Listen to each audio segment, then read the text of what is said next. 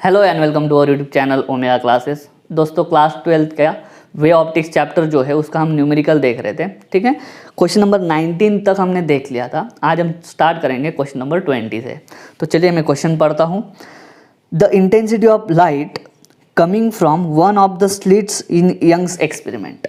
देखो Young's experiment है तो ये कौन सा न्यूमेरिकल होगा? इंटरफेरेंस वाला न्यूमेरिकल होगा। ठीक है, is twice the intensity of light coming from the other slit, मतलब दो स्लिट है। देखो न्यूमेरिकल पहचानने के भी तरीके होते हैं इंटरफेरेंस और डिफ्रैक्शन में। जहाँ पे भी आपको दो स्लिट दिखी, ठीक है, कितनी स्लिट से? दो स्लिट है, तो दो सोर्सेस, दो स्लिट्स मतलब क्या? दो सोर्सेस। दो सोर्सेस कौन सी में होता है? इंटरफेरेंस या डिफ्रैक्शन? तो वो होता है इंटरफेरेंस में। डिफ्रैक्शन में खाली एक ही स्लिट होता है। तो न्यूमेरिकल में आपको बार बार नहीं देंगे वो, कि अगर जरूरी भी नहीं है देना न्यूमेरिकल में कि ये न्यूमेरिकल किस पे है, इंटरफेरेंस पे बेस्ड है या डिफ्रैक्शन पे बेस्ड है। अगर न्यूमेरिकल में आपको दो स्लिट दिख रही है तो समझ जाना इंटरफेरेंस है, और एक ही स्लिट अगर दी है तो समझ जाना डिफ्रैक्शन है। यहाँ पे दो स्लिट है, एक स्लिट का जो लाइट है उसका इंटेंसिटी उन्होंने दे के रखा है I1 मान के चलते हैं, और दूसरा है I2। दो स्लिट है, दोनों में से वेव जाती है और दोनों वेव का आगे जाके सुपरपोजिशन होके इंटरफेरेंस पैटर्न बनता है। तो ये जो दो वेव्स दी है उनके इंटेंसिटी के बारे में बताया है। ठीक है, मतलब एक स्लिट का इंटेंसिटी जो है वो 2 टाइम्स दूसरे स्लिट के अंदर से जो वेव आएगी उसके इंटेंसिटी के ट्वाइस है। वही है ना, the intensity of light coming from one slit, मतलब पहले स्लिट में से जो लाइट निकल रही है उसकी intensity is twice the intensity of light coming from the other slit. पहले लाइट की इंटेंसिटी दूसरी लाइट की इंटेंसिटी से ट्वाइस है। इसका मतलब क्या? I1 upon I2 is equal to अपन लिख सकते 2। Next, what will be the approximate ratio of intensities, okay, of the bright and dark fringes in the resulting interference pattern. ठीक है, इंटरफेरेंस यहाँ पे भी समझ में आ जाएगा, बता दिया है उन्होंने कि इंटरफेरेंस बनने वाला है। देखो क्या बोला है, ये आगे जाके इंटरफेरेंस होगा सुपरपोजिशन होके, उसके बाद में क्या बनते हैं? डार्क बैंड ब्राइट बैंड बनते हैं। सेंटर में ब्राइट बनेगा, बाद में डार्क ब्राइट चलता रहेगा अल्टरनेट। तो उन्होंने बोला है कि जो अल्टरनेट डार्क और ब्राइट बैंड्स बनेंगे ना उनकी इंटेंसिटीज कितनी होंगी। ठीक है, वो हमको पूछा है। सही है, वही चल रहा है। What will be the approximate ratio निकालना है वहाँ पे भी। ठीक है, देखो इसके लिए आपको इंटरफेरेंस समझ में आना चाहिए। ब्राइट बैंड कब बनता है? ब्राइट बैंड तब बनता है जब कंस्ट्रक्टिव इंटरफेरेंस होता है। कंस्ट्रक्टिव इंटरफेरेंस में क्या होता है? एम्पलीट्यूड जो होती है दोनों वेव्स की उनका सीधा सीधा एडिशन होता है। डार्क कब बनता है? जब डिस्ट्रक्टिव इंटरफेरेंस होता है। डिस्ट्रक्टिव इंटरफेरेंस में क्या होता है? एम्पलीट्यूड का सब्ट्रैक्शन। एम्पलीट्यूड का सब्ट्रैक्शन, ये समझ में आना चाहिए आपको। ठीक है, देखो अपन दोनों लाइट जैसे रिप्रेजेंट करते हैं, मान लो पहली लाइट ये है, दूसरी लाइट ये है, या फिर मैं इधर जानबूझ के A और B यूज़ करता हूँ। पहली वेव का EA और दूसरी वेव के लिए EB। इसको ऐसे रिप्रेजेंट करते हैं ना अपन, E1 साइन ओमेगा टी, इसको E2 sine omega T minus KX वगैरह ऐसा। इस KX को अपन बोलते हैं फेज डिफरेंस वगैरह, है ना। और इसमें जो E1 और E2 होता है ना वो क्या होते हैं? Amplitude. E1 is amplitude of first wave, E2 is amplitude of second wave. Bright में दोनों एम्पलीट्यूड का एडिशन, डार्क में दोनों एम्पलीट्यूड के बीच में सब्ट्रैक्शन। ठीक है, यहाँ पे रिजल्टेंट एम्पलीट्यूड क्या होगा? E1 plus E2। यहाँ पे रिजल्टेंट एम्पलीट्यूड क्या होगा? जो नया पैटर्न बनेगा वहाँ पे। और अपने को मालूम है intensity is directly proportional to amplitude का स्क्वायर। अगर इतना समझ में आ गया तो आपको न्यूमेरिकल ये कंप्लीट हो जाएगा। ठीक है, देखना तो इंटेंसिटी जब बनेगी हमारी, क्या लिखते हैं अभी? डार्क के लिए लिखो कि ब्राइट के लिए लिखेंगे अपन? चलो ब्राइट के लिए लिखते हैं। क्या हो जाएगा? E1 plus E2 constructive interference और उसका क्या? स्क्वायर। और डार्क बैंड के लिए क्या होगा? E1 माइनस E2 उसका स्क्वायर। ठीक है, इसके बाद में उन्होंने क्या बोला है? न्यूमेरिकल अगर हम देखेंगे तो उधर बोला है अप्रोक्सीमेट रेशियो निकालने को बोला है ब्राइट और डार्क के जो इंटेंसिटी है उसका। देयरफॉर रेशियो क्या हो जाएगा? Bright dark is equal to E1 plus E2 bracket का square upon E1 minus E2 bracket का स्क्वायर। इसी को अपन क्या लिख सकते हैं, ऐसा लिख सकते हैं E1 plus E2 upon E1 minus E2 bracket का स्क्वायर। क्या, दोनों का स्क्वायर सेम है, लॉज ऑफ इंडाइसेस यूज कर लेंगे, ठीक है। Therefore IB upon ID। और यहाँ पे देखो क्या हो जाएगा यहाँ पे हम ऐसा भी लिख सकते हैं I is equal to E square. क्यों, क्योंकि जो कांस्टेंट ऑफ प्रोपोर्शनलिटी है उसको अपन 1 मान के चलते हैं, ठीक है। अभी मैं यहाँ पे क्या करता हूँ, E1 E2 B2 कुछ अपने को पता नहीं है ना, अपने को खाली पता है I1 अपॉन I2, ठीक है। यहाँ पे तो ऐसा कुछ पता नहीं है अपने को, तो अपन एक काम करते हैं E2 से डिवाइड कर देते हैं इसको। देखो फिर E1 अपॉन E2 प्लस 1 ऊपर हो जाएगा, क्योंकि क्या E2 अपॉन E2 1 होता है। वैसे ही नीचे भी E1 upon E2 minus 1 bracket का स्क्वायर लिख देंगे। क्या स्टेप करी मैंने, इधर ऊपर नीचे दोनों में E2 से डिवाइड कर दिया। अभी देखो क्या है, अगर ये वाला रिलेशन दोनों में यूज़ करेंगे अपन तो क्या हो जाएगा, I1 upon I2 is equal to E1 का स्क्वायर अपॉन E2 का स्क्वायर। सही है ना, डायरेक्टली प्रोपोर्शनल में वही करते हैं अपन, 1/2, इधर भी 1/2, तो I1 बाई I2 क्या हो जाएगा, is equal to E1 upon E2 bracket का square. Therefore I1 upon I2 दे के रखा है, I1 अपॉन I2 की वैल्यू दे के रखी है, क्या है 2 is equal to E1 upon E2 bracket का square. Therefore E1 upon E2 कितना हो जाएगा, दोनों साइड पे रूट डाल दो, √2 हो जाएगा। उधर का दिख रहा है आपको, ओके, ठीक है। न्यूमेरिकल थोड़ा बड़ा है लेकिन समझो इसको, ठीक है। क्या है, पहले अपन ने ब्राइट और डार्क बैंड कब बनेंगे वो देख लिया, कंस्ट्रक्टिव डिस्ट्रक्टिव, कंस्ट्रक्टिव में क्या होता है, डिस्ट्रक्टिव में क्या होता है वो लिख लिया। उसके बाद में ये वाला रिलेशन हमको पता होना चाहिए, ठीक है, ये वाला, ठीक है। उसके बाद में अपन ने क्या करा, जब डार्क बनेगा ब्राइट बनेगा, जब ब्राइट बनेगा तो दोनों एम्पलीट्यूड के एडिशन, और intensity is directly proportional to amplitude का स्क्वायर, तो रिजल्टेंट एम्पलीट्यूड इतना रहेगा कंस्ट्रक्टिव इंटरफेरेंस में, उसका स्क्वायर, डिस्ट्रक्टिव में माइनस उसका स्क्वायर, इंटेंसिटी का रेशो, ठीक है। उसके बाद में अपने को ये कुछ पता नहीं थी, वैल्यू बिल्कुल नहीं पता है, तो डिवाइड कर दिया अपन ने, तो इधर E1 अपॉन E2, नीचे भी E1 अपॉन E2 आ गया। तो E1 अपॉन E2 ढूंढना हमारी रिस्पॉन्सिबिलिटी है, उसके लिए अपन ने ये वाला रिलेशन यूज़ कर लिया, ये वाला और ये वाला, क्या है I1 I2। अगर I डायरेक्टली प्रोपोर्शनल है तो प्रोपोर्शनल में कैसा, ऊपर 1 2 आया, नीचे 2 आया, तो इधर भी ऊपर 1 नीचे 2, और डायरेक्टली प्रोपोर्शनल टू स्क्वायर है, ठीक है। ये वाला पता होना चाहिए। तो इसको यूज़ करके अपन ने E1 अपॉन E2 की वैल्यू निकाल ली, वो कितनी आई, √2 आई। अभी इधर के साइड तो देखो IB upon ID is equal to, इसमें डालते हैं वो value √2 plus 1 upon √2 minus 1 bracket square. अभी √2 की वैल्यू रटी होनी चाहिए, है ना, √2 √3 इनकी वैल्यूज रटी होनी चाहिए। √2 की वैल्यू है 1.414, ये ऊपर आ जाएगा, प्लस 1.414 माइनस 1 ब्रैकेट स्क्वायर। इसको सॉल्व करते हैं, चलो, ये क्या जाएगा 2.414 अपॉन 0.414 ब्रैकेट स्क्वायर। अभी इसको सॉल्व करने के बहुत तरीके हैं, लॉग वगैरह यूज़ कर सकते हैं, रेसिप्रोकल से भी कर सकते हैं, ठीक है। मैं रेसिप्रोकल से जाता हूँ और थोड़ा मल्टीप्लिकेशन लंबा पड़ेगा लेकिन करना ही पड़ेगा अपने को, ठीक है। तो यहाँ पे रेसिप्रोकल ढूंढेंगे, रेसिप्रोकल के लिए अपन उसको पहले अच्छे से लिख लेते हैं, ठीक है। देखो मैं इसको ऐसा लिखता हूँ 2.414, या फिर ऊपर नीचे दोनों को 10 से मल्टीप्लाई कर देता हूँ पहले, तो ये क्या हो जाएगा 24.14, ये नीचे क्या हो जाएगा 4.14 ब्रैकेट का स्क्वायर। इसको ऐसे लिख देंगे 24.14 इंटू 1 अपॉन 4.14 ब्रैकेट का स्क्वायर। अभी जो रेसिप्रोकल निकालेंगे वो किसका, 4.14 का रेसिप्रोकल निकालते हैं, इसलिए हेडिंग बताता हूँ मैं आपको कौन से पेज पे जाने का है, reciprocals of 4 figure numbers. Reciprocal कैसे निकालते हैं उस पर ऑलरेडी एक डेडिकेटेड वीडियो बना हुआ है, मैं डिस्क्रिप्शन में उसका लिंक दे दूंगा कि रेसिप्रोकल कैसे ढूंढा करते हैं, ठीक है। तो 4.14 का रेसिप्रोकल ढूंढेंगे, तो 4.1 पहले कॉलम में जाएंगे, यहाँ पे मिल गया मेरे को 4.1, और आगे क्या नंबर है 4, तो यहाँ पे 4 देखेंगे ऊपर में, ये मिल गया, तो वहाँ से भी नीचे आएंगे, ठीक है। तो 4.1 से ऐसे इधर, और 4 से नीचे जहाँ पे वो एक दूसरे को मिलेंगे वो है 0.2358, ठीक है।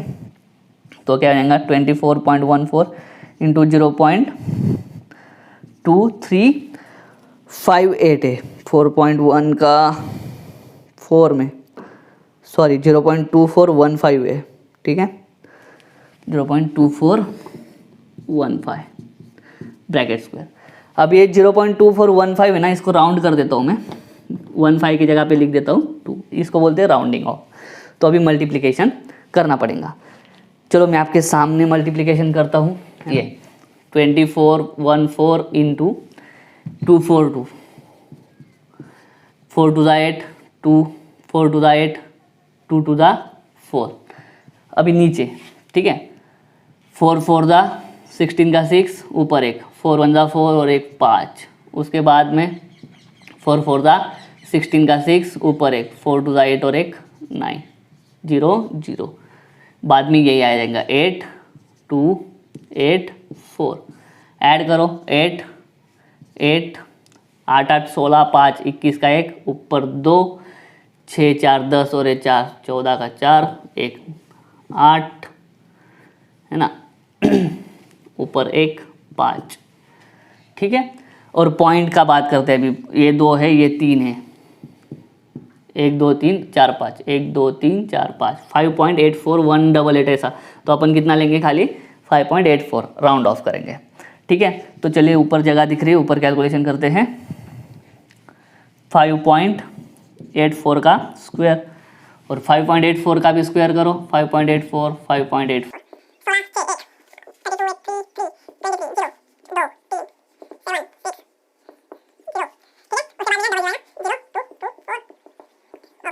क्या 6 3 2 5 10 1 6 11 1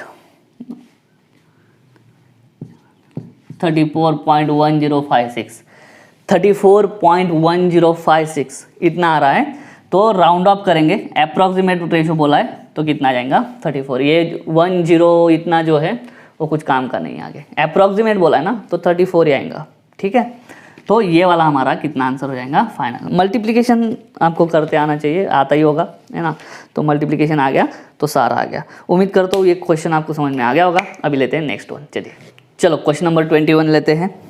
अ parallel beam of green light of wavelength 546 nanometre, wavelength दे के रखा है नैनोमीटर में है, ठीक है। Lambda is equal to 546 nanometre. इसका मतलब क्या, 546 इंटू 10⁻⁹ मीटर, ठीक है, नैनो का -9। Passes through a slit of width 0.4 mm, slit का विड्थ दिया है, आगे कुछ है क्या देखो। तो फिर ये क्या हो गया, फर्स्ट ऑर्डर मिनिमम वगैरह यहाँ पे बोला है, ये डिफ्रैक्शन वाला एक ही स्लिट है और उस स्लिट का दिया है उन्होंने विड्थ जो है 0.4 mm। इसको ढंग से लिखा जाए तो कैसे, 4 इंटू 10⁻⁴ मीटर है ना। उसको अपन ने किस में लिख लिया, मीटर में लिख लिया, ठीक है। Next, the intensity pattern of the transmitted light is seen on a screen which is 40 centimetre away. ये क्या है, स्क्रीन का डिस्टेंस 40 सेंटीमीटर, मतलब 40 into 10⁻² metre. What is the distance between two first order minima.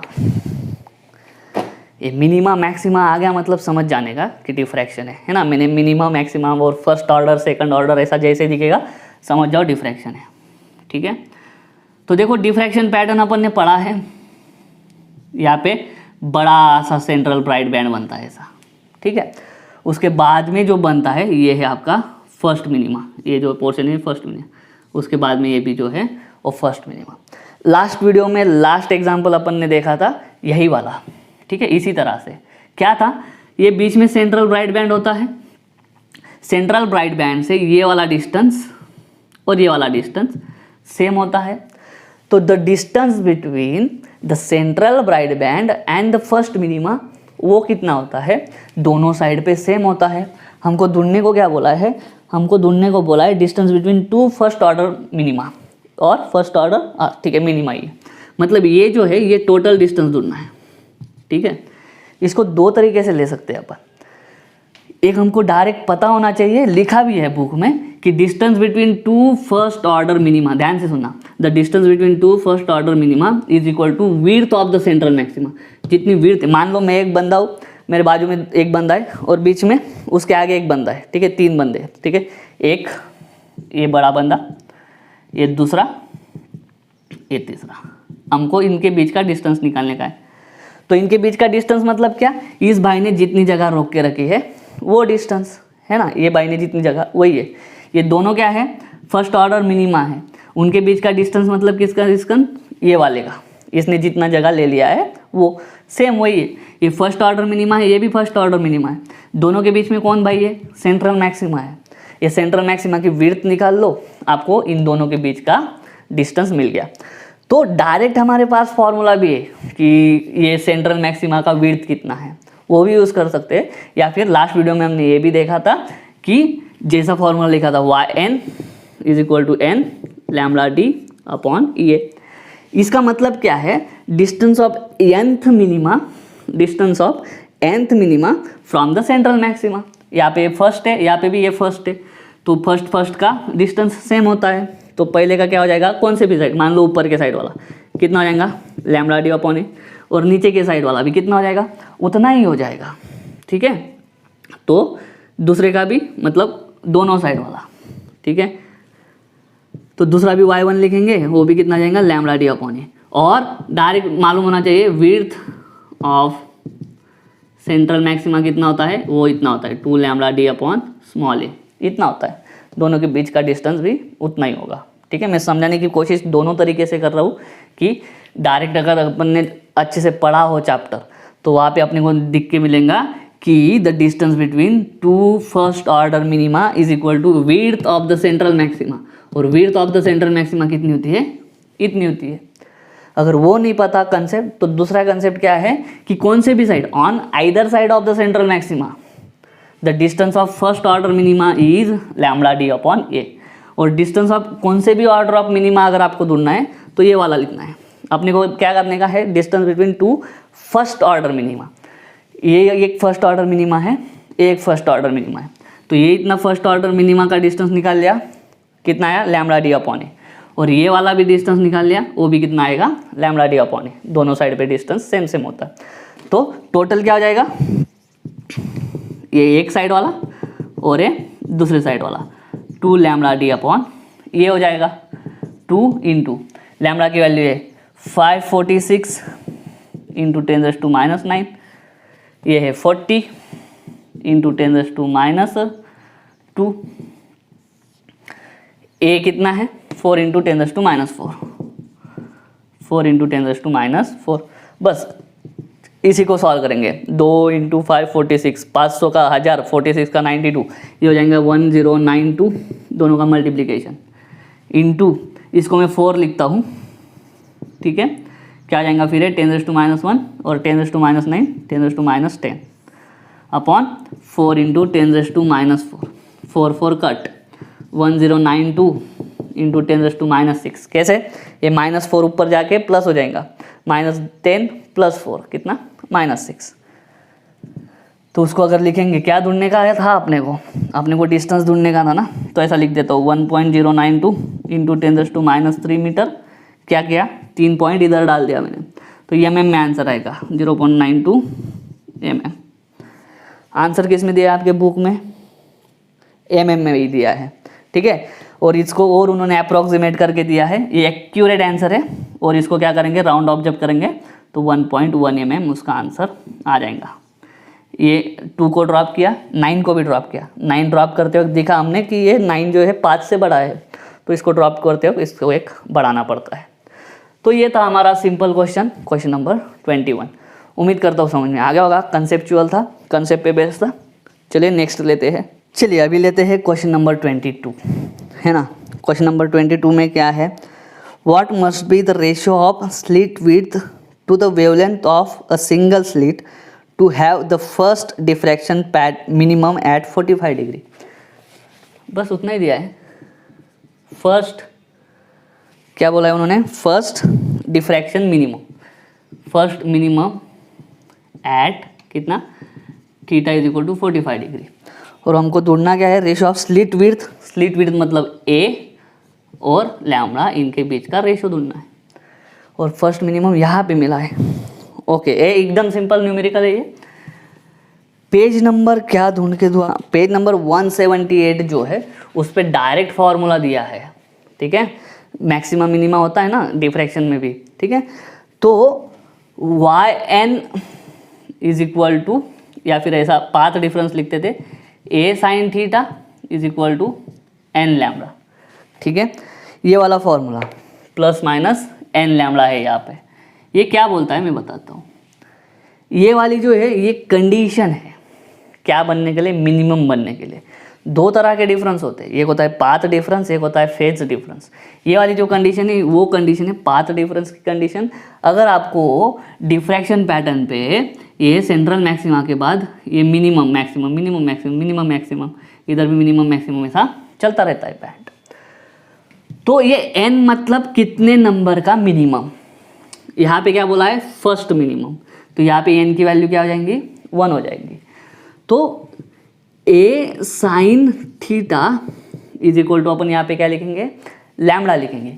ये वाली condition है किसके लिए, हमारे मिनिमा के लिए, डिफ्रैक्शन के अंदर का मिनिमा के लिए। आपको पेज नंबर किस पे मिलेगा 178 के लिए मिलेगा, ठीक है।